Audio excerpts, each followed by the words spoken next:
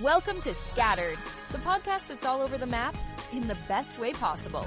From pro wrestling to pop culture, from mental health to the Buffalo Bills, and everything in between. If it's interesting, we're talking about it.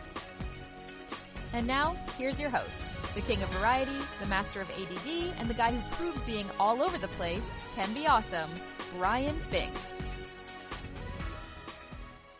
Welcome back to another exciting episode of Scattered. I am your host, the host with the most. Right now, the most phlegm, the most coughs. I've been battling the flu. That's why there was no episode last week. But your boy is back. I am back with a loaded show for you. I'm going to try to get through this without coughing. I may have to edit some to get rid of the coughing because, unfortunately, it's definitely still kicking my butt.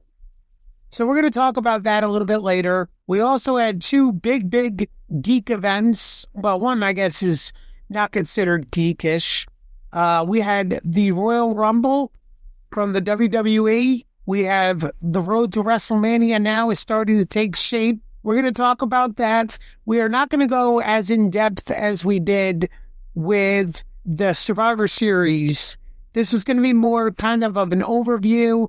I'll give my quick 2-minute results, and we'll talk a little bit about the stories where I see things going. We also had this past week the Super Bowl, the mecca of all sports and entertainment. Sorry, WrestleMania. And it was a rout. It was a stomping. It was a complete butt-kicking of the Kansas City Chiefs by the Philadelphia Eagles. We're going to go into that some. And then we're going to talk about the flu.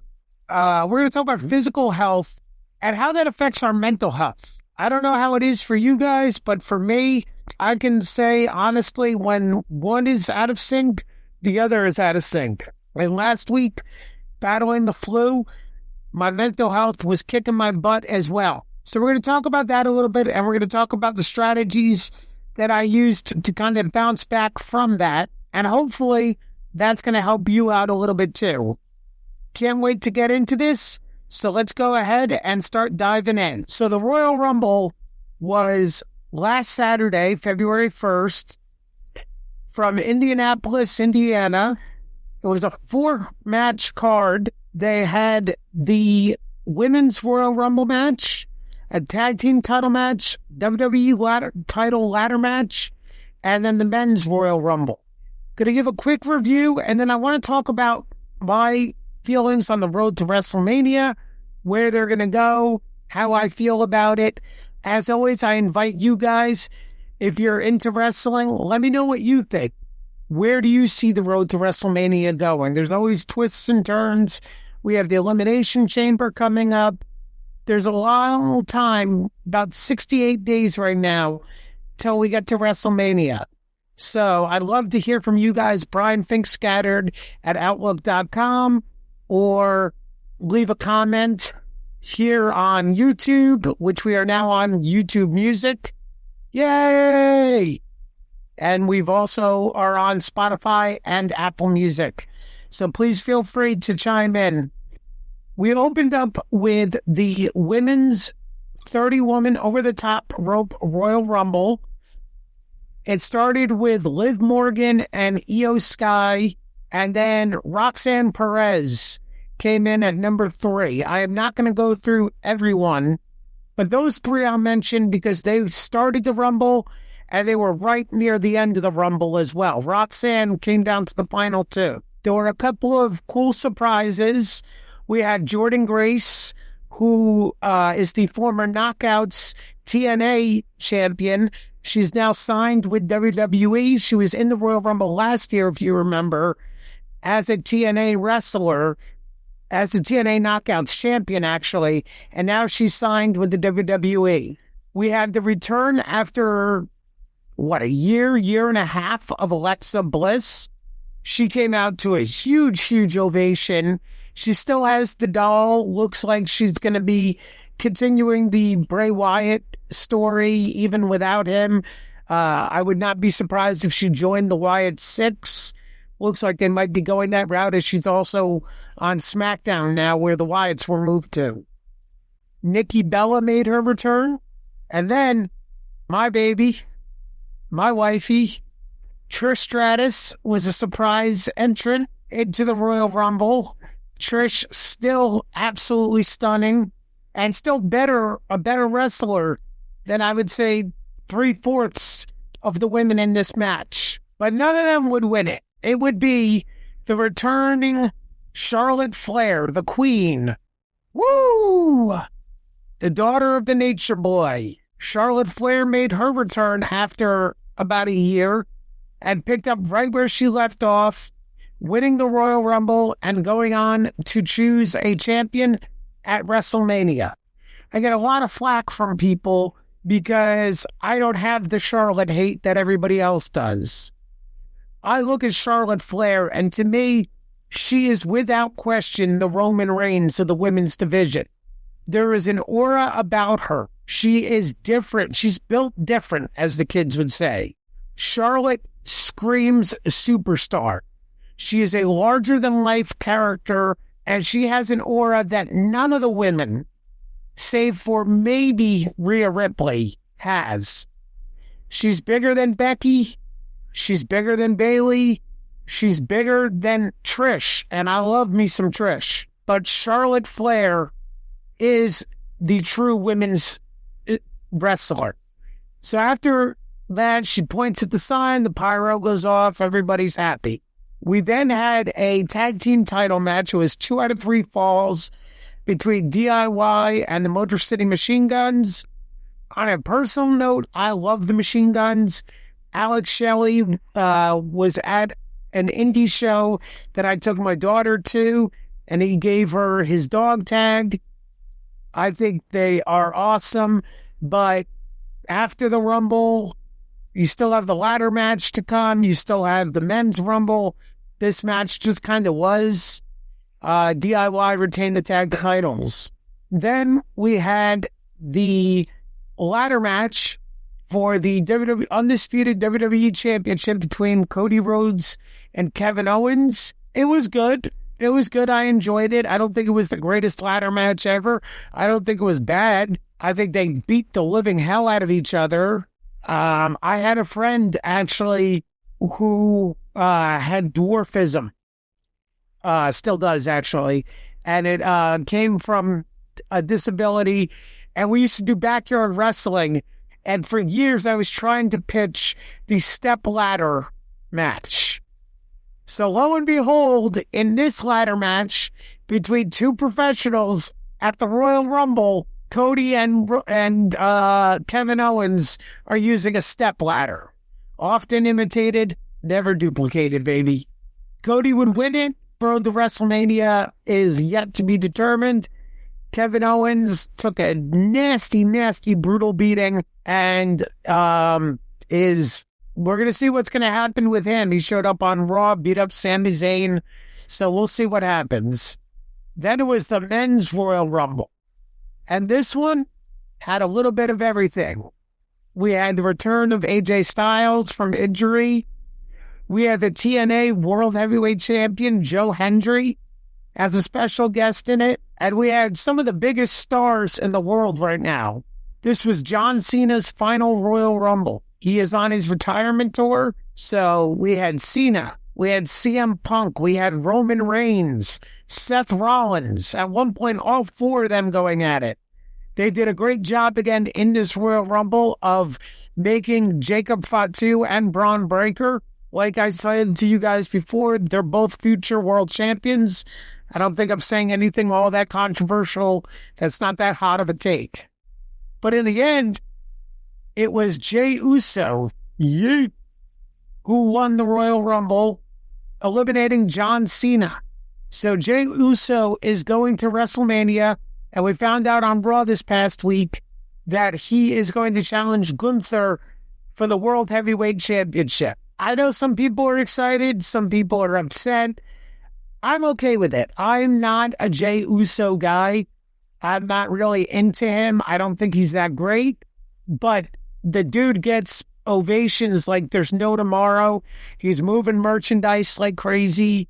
He comes from one of the biggest wrestling dynasties in the world and in history. And I like sometimes when it's a surprise guy.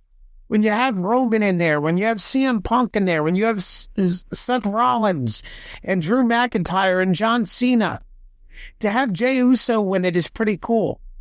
And someone who none of us guessed, and it was fun. It was cool. So now WrestleMania is upon us, and it's Jey Uso versus Gunther for the World Heavyweight title. Charlotte has not picked her championship opponent yet. And it looks like the winner of the Elimination Chamber is going to wrestle Cody Rhodes for the WWE Championship. So WrestleMania is starting to shape up. It's my favorite time of year for wrestling. I think if you're a wrestling fan, you always get kind of hyped.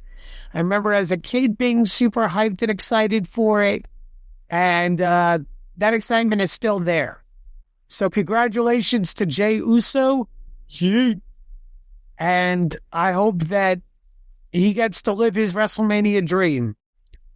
Speaking of living dreams, as you guys know, the Bills tossed by the Kansas City Chiefs in the AFC Championship game.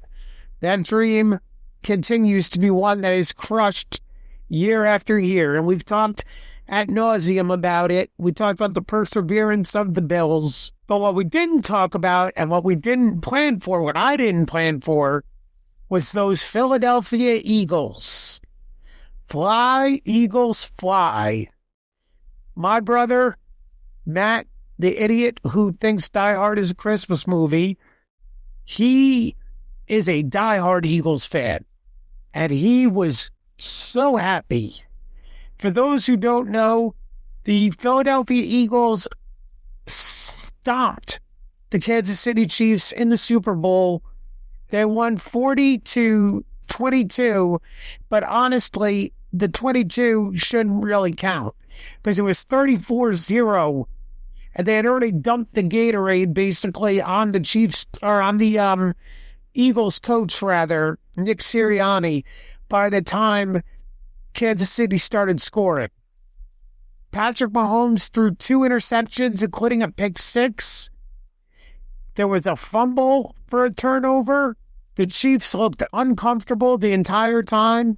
Patrick Mahomes was sacked 6 or 7 times. They could not get anything going. It was an absolute shellacking from the Philadelphia Eagles. So congratulations to my brother Matt.